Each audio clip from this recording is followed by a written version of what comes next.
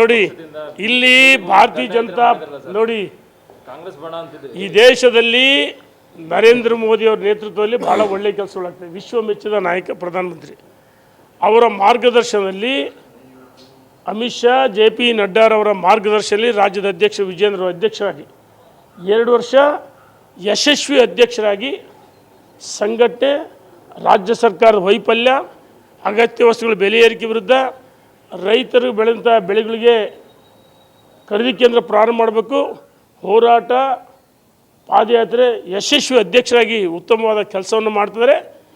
ನೋಡಿ, ಮಾಧ್ಯಮದ ಮುಂದೆ ಯಾರು ಏನು ಬೇಕಾದರೂ ಮಾತಾಡ್ಬೋದು, ನಾನು ಮಾತಾಡ್ಬೋದು. ರಾಜ್ಯದ ನಮಗೆ ಕೇಂದ್ರ ನಾಯಕರು ಸೂಚನೆ ಕೊಡ್ತಾರೆ. ಈ ನಮ್ಮ ಹೋರಾಟ ಕಾಂಗ್ರೆಸ್ ವಿರುದ್ಧ ಆಂತರಿಕ ಯಾವುದು ಇರಬಾರ್ದು ಅಂತ ಹೇಳಿದರೆ, ಇದು ನಾವು ಸುಮ್ಮನಿದ್ದೀವಿ ಅಂದರೆ ಇದು ನಮ್ಮ ದೌರ್ಬಲ್ಯ ಅಲ್ಲ. ಮೇಲ್ನರು ಹೇಳಿ ಮೇಲೆ ಒಂದು ನಿಮಿಷ, ಮೇಲ್ನರು ಹೇಳಿ ಮೇಲೆ ಒಂದು ನಿಮಿಷ ಮೇಲ್ನರು ಹೇಳಿ ಮೇಲೆ ನಾವು ರಾಷ್ಟ್ರೀಯ ನಾಯಕರ ಮಾತಿಗೆ ಗೌರವವನ್ನು ಕೊಟ್ಟಿದ್ದೀವಿ. ಇದು ನಮ್ಮ ದೌರ್ಬಲ್ಯ ಅಲ್ಲ. ಸೂರ್ಯಚಂದ್ರ ಎಷ್ಟು ಸತ್ಯನೋ ರಾಜ್ಯದ ಅಧ್ಯಕ್ಷರಾಗಿ ವಿಜೇಂದ್ರ ಅವರು ಮುಂದುವರಿದರೆ ಅವರ ನೇತೃತ್ವದಲ್ಲೇ 2028 ವಿಧಾನಸಭೆ ಚುನಾವಣೆ ಎದುರಿಸ್ತೀವಿ. ಮತ್ತೊಮ್ಮೆ ಭಾರತೀಯ ಜನತಾ ಪಾರ್ಟಿ ಅಧಿಕಾರಕ್ಕೆ ಬಂದೇ ಬರ್ತೀವಿ.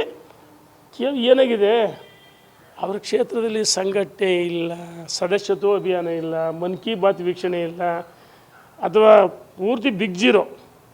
ಆದರೆ ಕ್ಷೇತ್ರದಲ್ಲೇ ಜೀರೋ.